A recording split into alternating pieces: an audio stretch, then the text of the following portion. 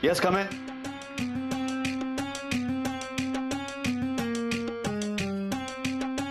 Miss Mansi, या या या. सर मला तुमच्याशी बोलायचंय. अरे बोलायचंय तुम्हाला? या इथे बसा आणि बोला. या या इथे बसा, इथे बसून बोला. या. नको सर. हा अहो, चहा कॉफी मागवू का तुमच्यासाठी? नाही सर. एसी गार करू आणखीन? सर ऐका ना. ऐकतोच तर आहे मी. इथे ऑफिसला मी ऐकायलाच येतो. काल तुमचे मिस्टर आले आणि मला नको नको ते ऐकून गेले. आज तुम्ही आलात मला ऐकवायला. ऐकवा ऐकवा. कधी कधी मला वाटतं मागच्या जन्मी मी इतकी पापं केली आहेत, काहीही चांगलं करायला गेलो तरी वाईट केल्याचेच आळ येतात माझ्यावर. ऐकवा ऐकवा. तुमच्या मनात जे काही आहे ना ते ऐकवा. येऊ दे बाहेर सगळं. ऐकवा.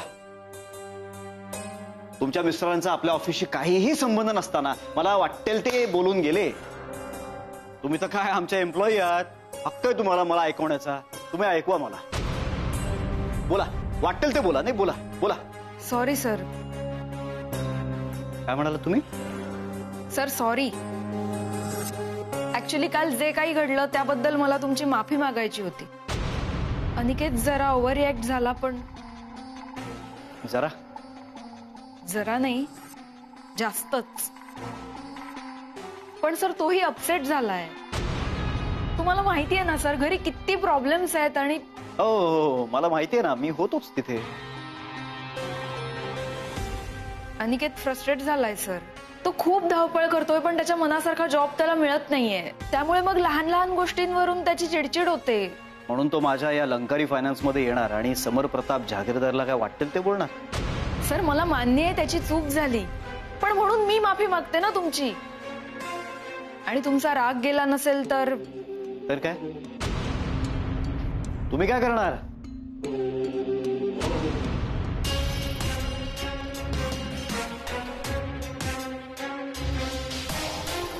माझं रेजिग्नेशन लेटर सर.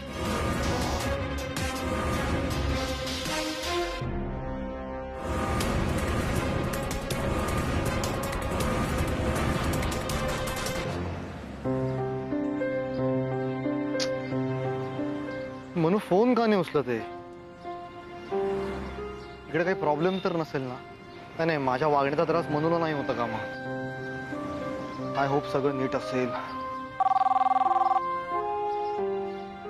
हॅलो. हा लंकारी फायनान्स का? येस. कोण हवंय? हा मनू आहे का? सॉरी, मिसेस मानसी आहेत का? आपण कोण? मी अनिकेत बोलतोय त्यांचा. हो हो मिस्टर अनिकेत. कसे आहात तुम्ही? मी मजेत आहे. तुम्ही कसे आहात? मजेत म्हणजे मी परब बोलतोय. ऍक्च्युली मिस माफ करा, मिसेस मानसी ना बराच वेळ झाला सरांच्या केबिन मध्ये. म्हणजे त्या बाहेर आले की त्यांना फोन करायला होतो तुम्हाला. हो चालेल ना. बर.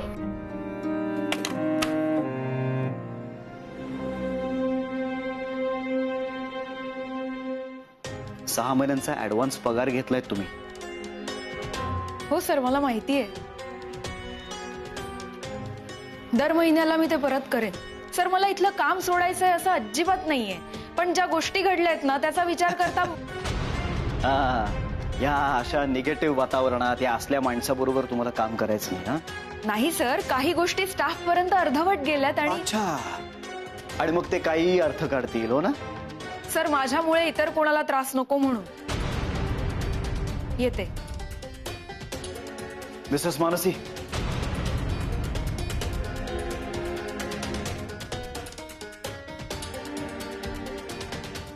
मी विचार करून सांगेन या राजीनाम्याबद्दल.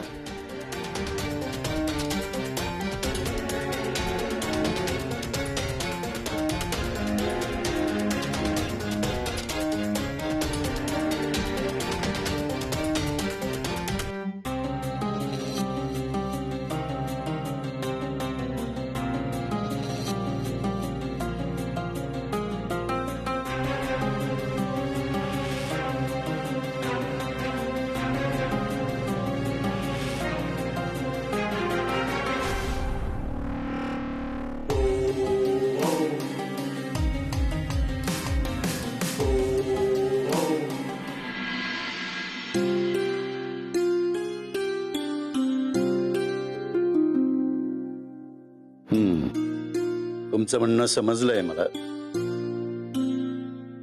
म्हणजे म्हणजे तुम्ही बदललेले आहात, तुम्हाला आणखी एक संधी द्यावी.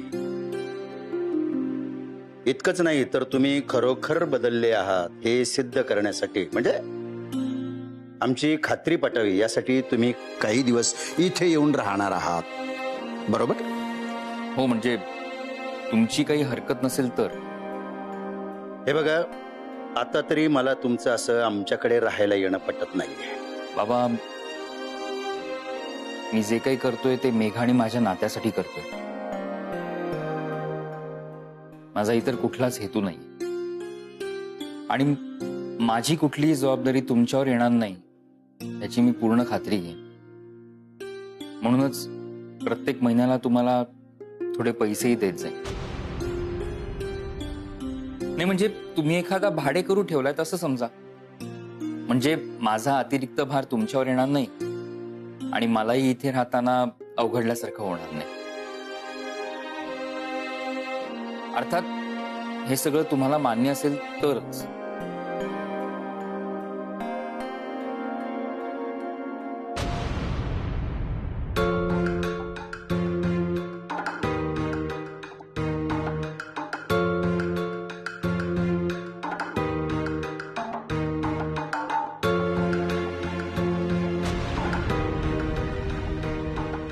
नियमावली वाचा. हा, नियम क्रमांक 1. नियम क्रमांक 1, मानसीचं नाव देखील या घरात काढायचं नाही. पुढे. नियम क्रमांक 2, मानसीचे आवडते पदार्थ ह्या घरात बनवलेच काय खाल्लेही जाणार नाहीत. बापरे, पुढे वाचा.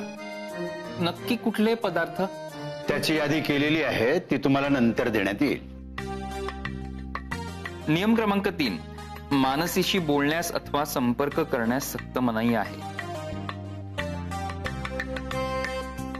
तसेच तिच्या संबंधी कुठल्याही व्यक्तीस संपर्क साधता कामा नये.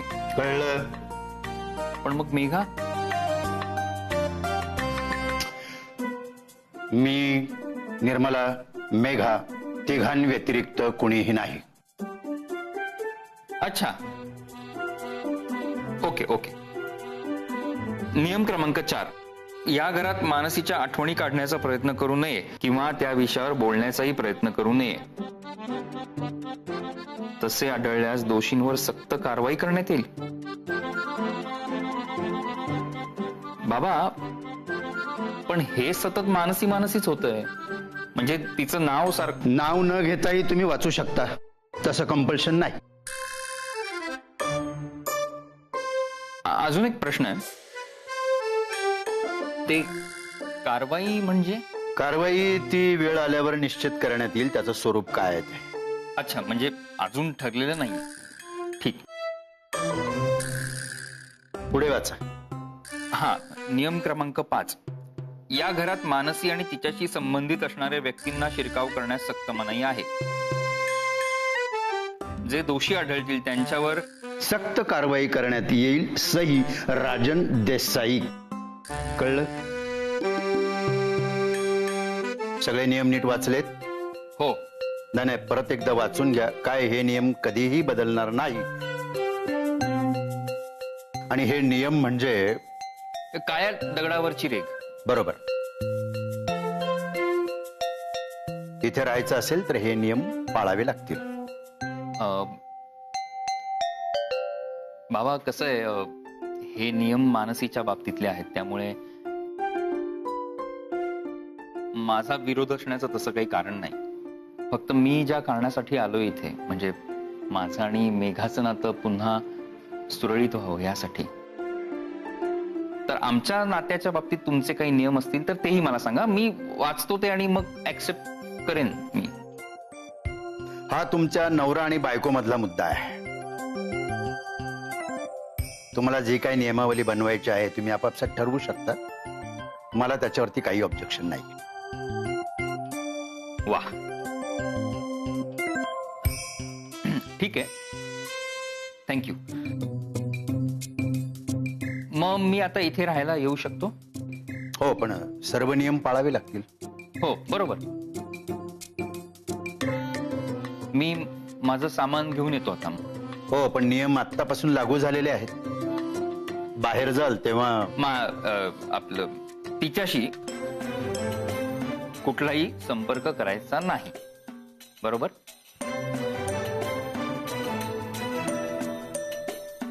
खर तर बाबा, तुम्ही माझं आणि मेघाचं नातं सुरळीत व्हावं यासाठी अजून एक संधी देताय, हेच खूप आहे आमच्यासाठी. थँक्यू. हा, ठीक आहे ठीक आहे. ही नियमावली मी दाराच्या बाजूला लावतोय, म्हणजे येता जाता सतत तुमचं लक्ष जात राहील आणि हे जे नियम आहेत हे तुमच्या लक्षात राहतील. ओके?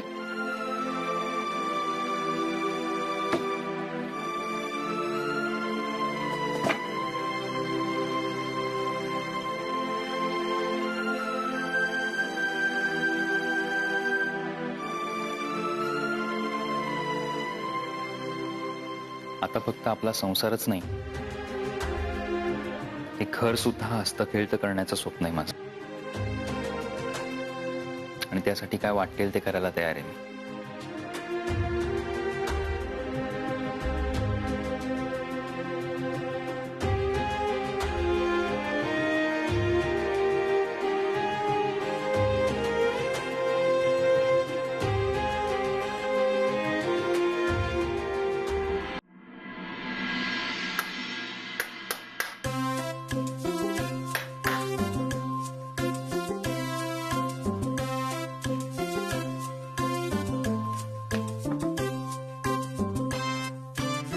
या, झोपता येतं?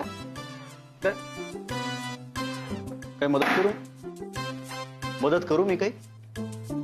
नाही, नको नको करतो. स्क्रू ड्रायव्हर वगैरे काही नाही, नको. नको? Yes, come in. Miss Mansi, तुटलं. तुम्ही हे जे मला रेजिग्नेशन लेटर दिलंय त्याचबद्दल मला तुमच्याशी बोलायचंय. बसा. बसा बसा बसा. Thank you sir. मिस मानसी,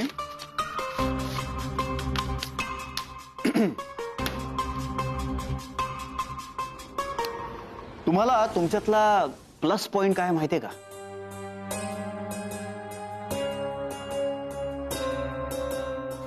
तुम्ही खूप साध्या भोळ्या आहात. आणि तुमच्यातला मायनस पॉइंट काय माहितीये का? तुम्ही खूप साध्या भोळ्या आहात. मिस मानसी, अहो प्रत्येक डिसिजन इमोशनल होऊन नाही घेता येत. पण सर, मला माहितीये तुमच्या मिस्टरांकडून खूप मोठी चूक झाली, पण म्हणून कोणी रिझाईन करतं का? एक चूक झाली त्याचं उत्तर म्हणून ही दुसरी चूक. मिस मानसी, अहो मला तुमची काळजी वाटते म्हणून मी हे सगळं करतोय. हे सगळं मी तुमच्या बाबांसाठी करतोय. Right or wrong? Right sir. म्हणूनच मी आणि अनिकेत. त्या अनिकेतलाच आधी सेटल व्हायला सांगा.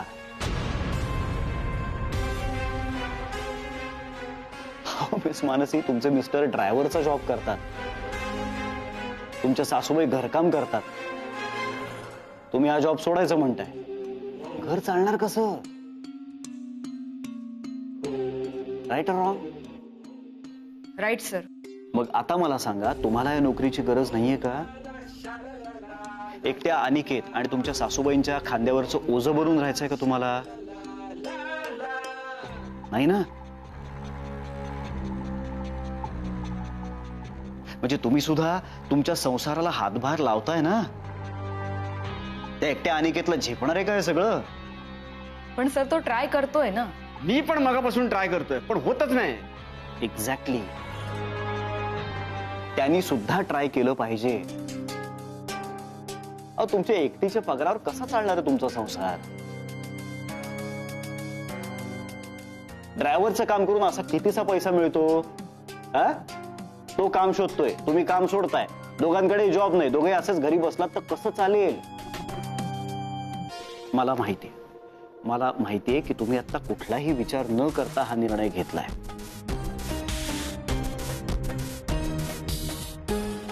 पण मिस मानसी, मी माझं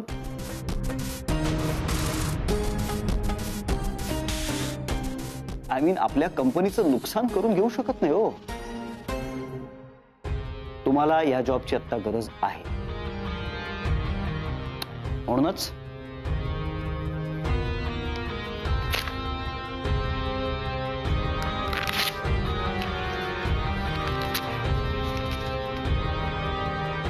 आणि माझ्या कंपनीला तुमची गरज आहे. Okay, thank you sir. येते. खाली बसा. खाली बसा, नाही तर मी तुमचं रेजिग्नेशन ऍक्सेप्ट करेन.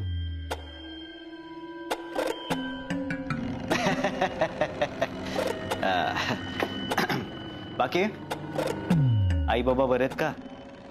हा, कसे आहेत घरचे सगळे? त्यांच्याशी काही बोलणं झालं?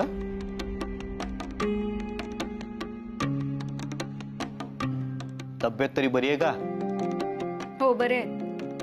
छान. अनिकेत आता बरा आहे का? हो हो. अनिकेत तसा एकदम स्मार्ट इंटेलिजंट मुलगा वाटतो. म्हणजे आय थिंक तो खर तर रिसर्च मध्ये वगैरे असायला हवा होता. हो सर, तो माझ्याही पेक्षा हुशार आहे. First attempt MBA. बापरे, काय सांगता काय? First attempt MBA. हे 5 अटेम्प्ट मध्ये BA नाही झालेत. तो MBA. सर, त्याला हवा तसा जॉब मिळत नाहीये. आणि काहीतरी काम हवंच ना. तसंही कुठलंच काम छोटं नसतं. So absolutely correct. येते सर. या ना. Thank you so much.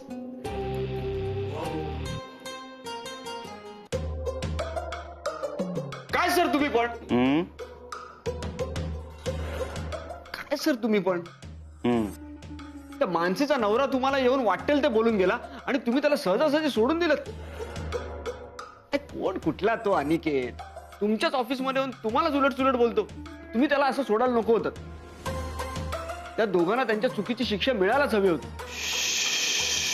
ओपे ओपे, आपण शांत राहायचं, चिडायचं नाही.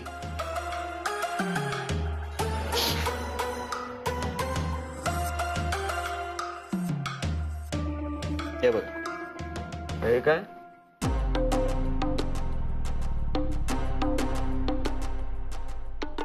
काय समजलं नाही सर. सचिन तेंडुलकर काय म्हणाला? जेव्हा त्याचा फॉर्म नीट नसतो, त्याला रन्स काढता येत नाहीत, तेव्हा he goes back to his basics. तुम्हाला काय म्हणायचंय? काय समजलं नाही सर. म्हणजे सोप्या भाषेत सांगायचं तर सचिन तेंडुलकर त्याच्या लहानपणीच्या शाळेच्या ग्राउंडवर जातो, तिथे सराव करतो. त्याची सुरुवात जिथे झाली तिथे तो जातो. तिथे त्याला नव्यानं प्रेरणा मिळते. मग तुम्ही पण क्रिकेट खेळणार तुमच्या जुन्या ग्राउंडवर जाऊन? हा, तसंच समजतो. थोडक्यात आता एवढंच लक्षात ठेव, पुढचे काही दिवस मी ऑफिसला येणार नाही. खूप प्रयत्न करून सुद्धा मिस मानसी काही हाती लागत नाहीयेत. तेव्हा मला सुद्धा माझी सुरुवात जिथे झाली तिथे जावं लागलं. पुन्हा एकदा मोटिवेट व्हावं लागणार. म्हणजे नेमकं कुठे जाणार आहात तुम्ही मोटिवेट होण्यासाठी? सांगणार सगळं कळणार तुला. काही काय